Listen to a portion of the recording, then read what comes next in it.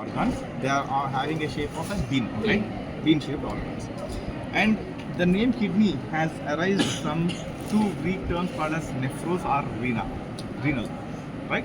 And now coming to the general features of the kidneys. Each kidney has got few external features, namely it has got an upper pole, a lower pole, and two surfaces, anterior surface, posterior surface, and two borders, a medial border which is concave called as the hilum, and a lateral border which is convex, right? And now coming to the axis of the kidneys. The long axis of the kidneys are like little different, that they are now placed like this. This means that the long axis of the kidneys are directed downwards and lateral. That is the reason why if I just draw a midline like this, right? Now see, the upper pole of the each kidney lies approximately 2.5 centimeters from the midline. But if you take the lower pole of the each kidney lies approximately 7.5 centimeters away from the midline. Okay? Now, both the kidneys extend from the level of T12 to L3 vertebrae. T12 to L3 vertebrae. But when I was explaining you about the abdomen, that abdomen is divided into 9 quadrants using 2 planes. One is called as the transpyloric plane, second one is called as the transtibial plane. Already I said that this transpyloric plane passes through the lower border of L1 vertebrae. Malli, if you don't remember, now you have to remember. The transpyloric plane passes through the lower border of L1. So when I am just passing this transpyloric plane passes through the upper border of the hilum of the right kidney and through the lower border of the hilum of the left kidney, which means that the right kidney is located a little lower than the left kidney, because it is located at a lower level because due to the presence of the liver above it. So henceforth the right kidney is little lower than the left kidney. And coming to the other differences between the external features of the left and right kidney is, the left kidney is little narrower, longer, and more towards the medial plane than the right kidney. The left kidney is narrower, longer, and more towards the medial plane when compared to the right kidney. Right? Now coming to the dimensions of each kidney. Each kidney on an average, it measures around 10 centimeters long, 6 centimeters broad, and 3 centimeters thickness. 3 centimeters in thickness, right? So these are the general features. Now coming to the next level, that is the covering layers of the kidney. Each kidney, this is a 3-mark question for you. Each kidney is covered by 4 layers, 4 protective layers. So the first, I'll start from the innermost layer, then I'll go to the outermost layer. Okay. So the innermost covering layer of each kidney is called as the fibrous capsule or the true capsule of the kidney. This fibrous capsule is tightly adherent to the surface of the each kidney. And external to the fibrous capsule is the perinephric fat or the perirenal fat which is present. And outside or external to the perirenal fat or the perinephric fat is another layer called as the renal capsule or the false capsule, or it is having a special name called as fascia of Gerota. Fascia of Gerota. And external to the fascia of Gerota, there is another layer called as the pararenal fat or the paranephric fat. So in this way, the 4 protective layers of the kidneys from inside to outside are the fibrous capsule, perinephric fat, renal capsule, and the paranephric fat. These are the 4 layers of the kidney, right? Now coming to the other features. Now comes the tricky one, that is, in the examination, most of the tables will be having kidneys. The problem is now how to determine the side. Can you please try to guess which side it belongs to? Left side. Left side. Very good. Sir, you said that it belongs to left side, right? Yes. Now right side what వచ్చింది? Flat. Flat ఉందా? Flat ఉంటే Anterior side. సరే, flat ఉందన్నావు కదా, ఇది right side ఉన్నావా? ఎట్లనో flat ఉందా? ఇది చూడొచ్చు ఫస్ట్. ఫ్లాట్ కూడా కదా, మంచిగా ఉందా? ఇర్రెగ్యులర్గా ఉంటుంది సార్. రైట్ సైడ్ పెట్టు. ఏ సైడ్? బ్యాక్ సైడ్ ఉందా? అంటే renal veins correct. Sir. The answer is like, in order to determine the side, it is very simple. Do not look for the surfaces, do not look for the poles.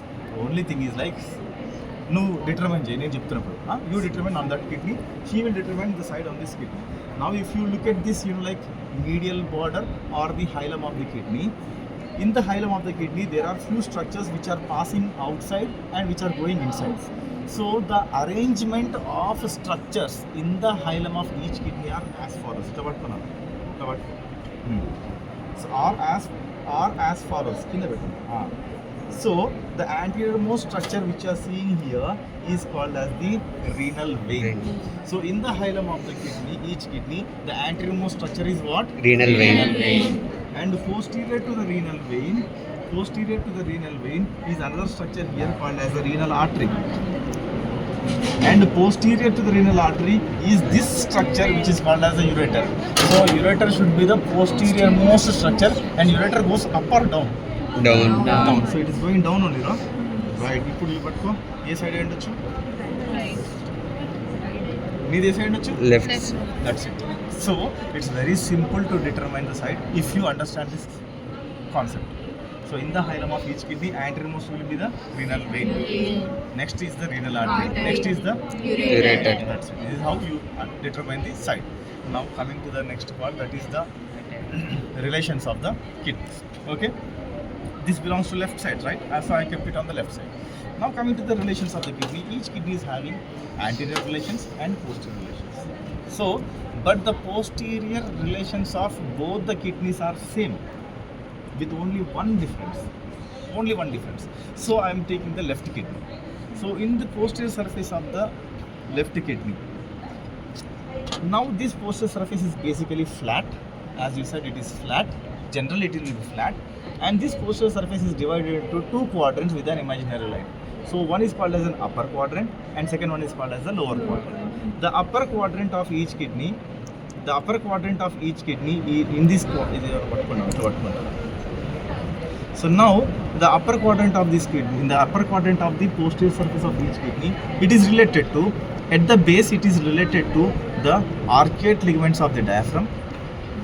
Above the arcuate ligaments of the diaphragm, there is nice costo-diaphragmatic recess of the pleura, and above the costo-diaphragmatic recess of the pleura, here you will be seeing the 11th and 12th ribs in case of left kidney, and only 12th rib in case of right kidney. Why? Right kidney is little lower than the left kidney. Right? So again I am telling you about the upper quadrant. In the upper quadrant at the base, it is related to the arcuate ligaments of the diaphragm. Then above it is the costo-diaphragmatic recess of the left. This is the left kidney. So left pleura, and above that is related to the left 11th and 12th rib.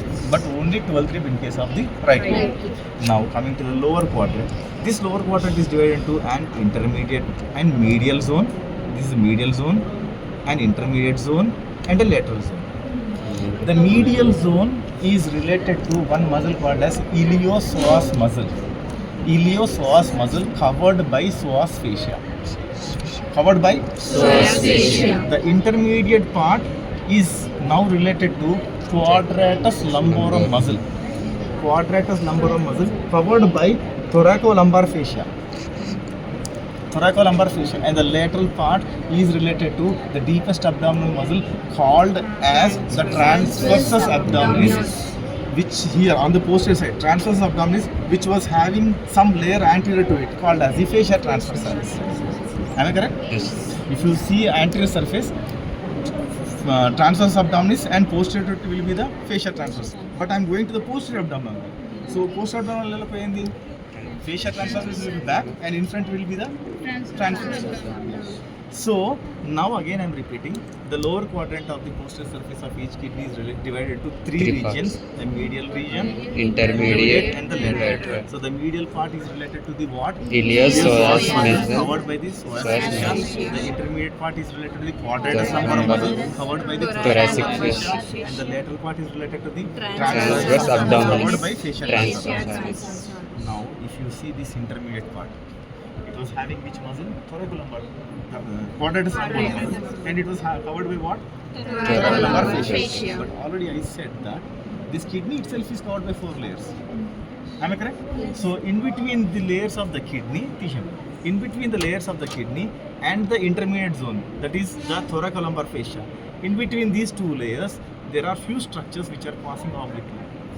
Those structures are the intercostal nerves, the intercostal vessels, the iliohypogastric nerve, and the ilioinguinal nerve. ఇంకా వేరే structures ఉన్నాయి. If you can remember these four, that's enough. So these are all the structures which are also related to the posterior surface of each kidney. In this way, all these structures together will form the bed for the kidney. Right? This is all about the posterior relations of both the kidneys. Tomorrow, I will tell you about the anterior relations, which are little tougher to understand because the anterior relations of the right kidney are totally different from the anterior relations of the left kidney. Why? Because right side you are having liver, left side you are having pancreas, stomach, many things are there. That's why it is little tough. Okay, Vijay.